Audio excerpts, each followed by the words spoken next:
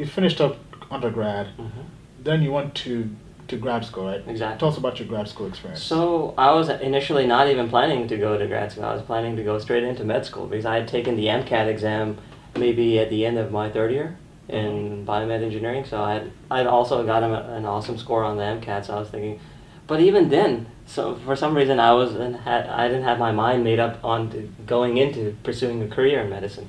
So I was like, I'm a good programmer. I've done a lot of programming work in biomed engineering. In fact, my senior design project, I basically created a software that did like a two-dimensional model of a ventricular action potential. That got me a really high grade on the senior design project and everything. Yeah, that sounds complicated. It does, and it was as complicated. And again, it was an example of things to come later on in life where I was doing basically stuff that I had no training in and I basically learned from scratch on my own.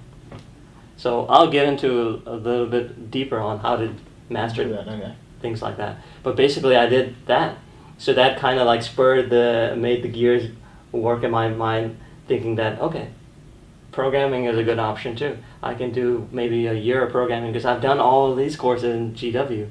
I've basically done a minor in computer science. So I already have a leg up on computer science. So that's why I went to Howard and I did a master's in computer science and I was able to complete it in 1 year. So that means one semester of 5 courses and the second semester of 5 courses. Wait. So you got your master's in comp sci in 1 year? In 1 year from Howard University. Because of classes you took prior to that? Because of classes I took in GW. GW. The minor. Oh, so they transferred over like that? Exactly. The C class, the C++ class, the Java class, they transferred over. Right. So they were able to, and not only that, they were able to give me a scholarship too based on my performance. So I had a scholarship going to Howard as well. So you've been going to college for free pretty much? Pretty much.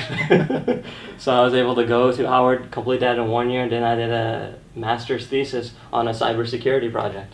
So once I finished that, then by that time I was like, okay, the only way to go up is up, so let's go to med school after this. So I still had my MCAT score that I had saved up from third year of biomed engineering. So I basically used the same score again, applied to a bunch of different medical schools. But again, I went to stay close to home.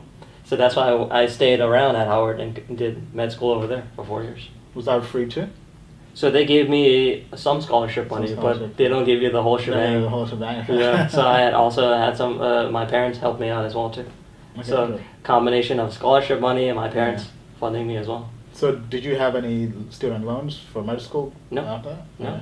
No Nice, student nice. loans because I didn't take out any loans. My dad was like, I'm going to help you to the point where you don't have to take out any money. All the money you make after med school will be your own.